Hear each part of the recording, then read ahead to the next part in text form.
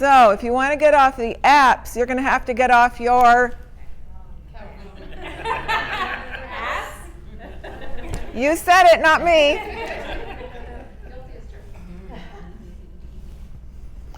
You're going to have to get out of the house. I think I had a magical belief that somehow, sitting on my couch with my favorite date, Netflix, it was just going to happen. And I see a lot of people with this fantasy and this illusion, because weren't we all raised since childhood that it was going to happen magically? We're just going to be somewhere, or it's in the movies, it's just going to magically happen somewhere. But most of us don't go out that much anymore, right? We have everything we need at home or with our friends. And there's lots of things about, you get in the elevator now and people don't even say hello to each other. So we're going to have to if we want to get off apps, we're going to have to get off and get out of the house. And for a lot of us, we're not in the habit of going out. So people say, I want to meet someone organically. That means going out and putting yourself in situations.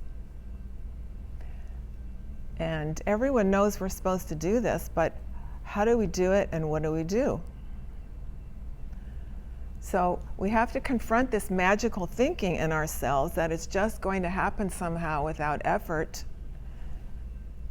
which is the fairy tale fantasy that we're all engaged in. And also as women, we'll talk a little bit more about this later, we have this fantasy idea that the men are going to pursue us, and we'll get into that later.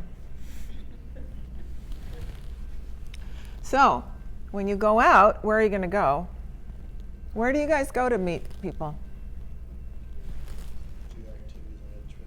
Activities of interest, that's what they say. I always used to try to figure out what that meant. What does it mean?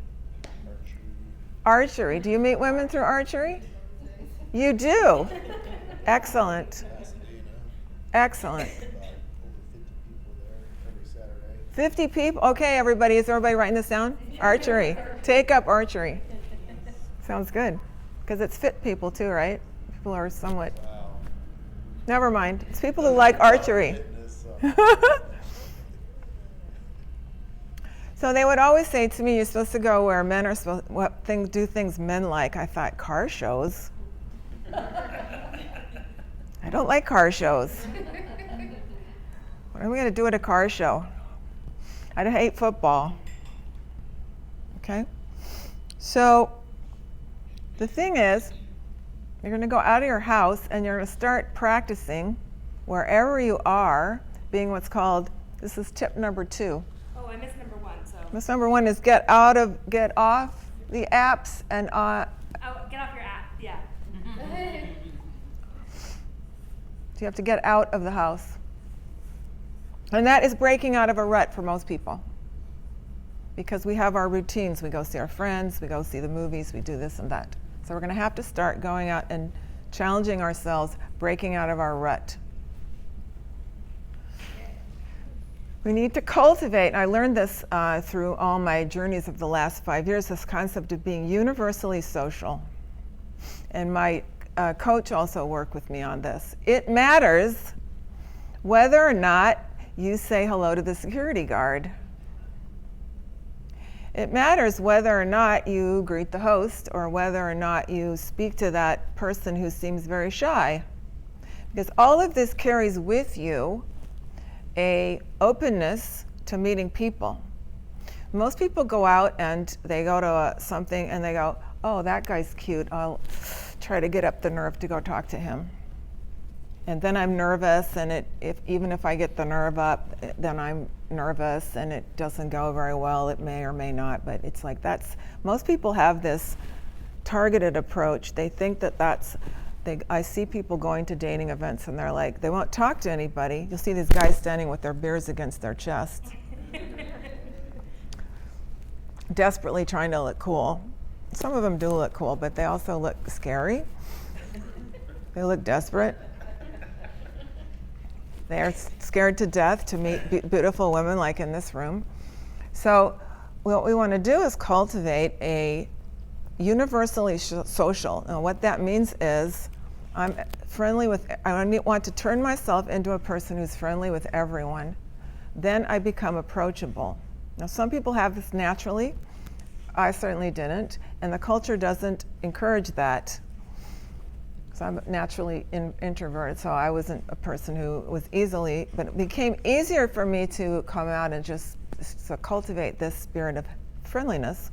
So then when you go to an event where there's lots of attractive people, someone who may be looking at you sees you as a friendly, interesting person who's not scary. So I always thought from high school you're supposed to try to look cool. Does anybody else fall into that? Nobody wants to admit it? Okay, you're supposed to look cool. Guys will like me if I'm cool. Guys will be afraid to talk to me if I'm cool. That's the truth. Okay? But if I'm warm and friendly, then people are going to want to come up. So you demonstrate that by turning yourself into a person who's universally social. So this means there's a 50-year-old person sitting, so that may be old to you or young to you, but there's a person at the 7-Eleven and they spill something and you just say hello to them, friendly, oh yeah, I do that all the time, whatever. There may be some wallflower at a party you're at, you just chat with them a little bit. So this builds not only in yourself an openness to meeting people, when you're going to go out and try to break your rut to meet people out in pickup we call it in the field. I also studied with pickup artists, you know those guys that pick up women?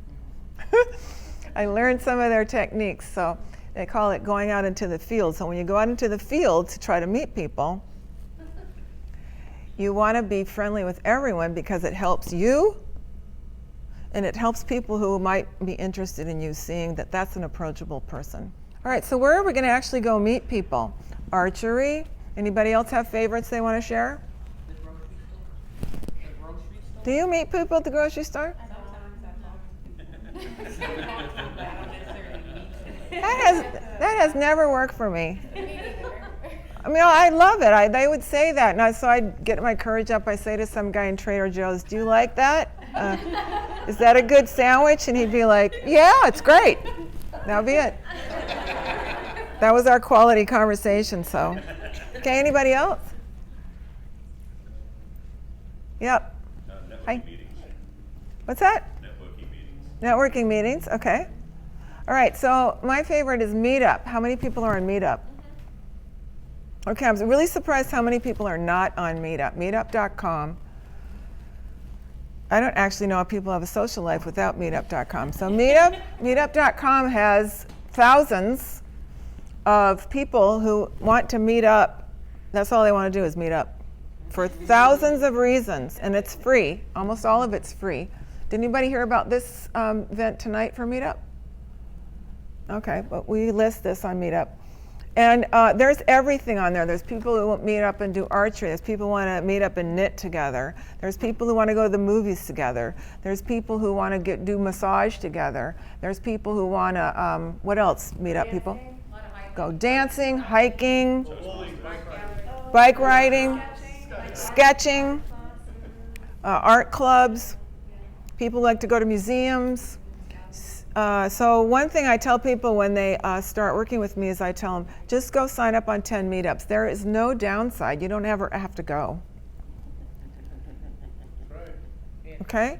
And then you get invitations. So most single people were pretty lonely. You got invitations in your inbox all the time to do stuff.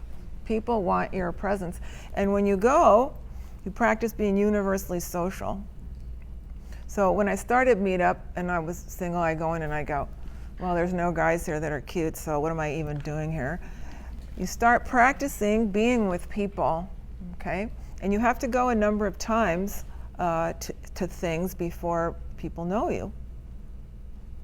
Greg and I met through Meetup. But how many meetups had I been to before I met him? Hundreds. Well, I have a meetup is every time you go, it's different people. There's different people? You don't see the same person. Well, Multiple times. that's true with some meetups, but some meetups, that's true with some meetups, but some meetups get a core group. So I was in an art group for a couple years, and there were about 10 of us that were there every time. We became friends. I dated a couple guys out of there.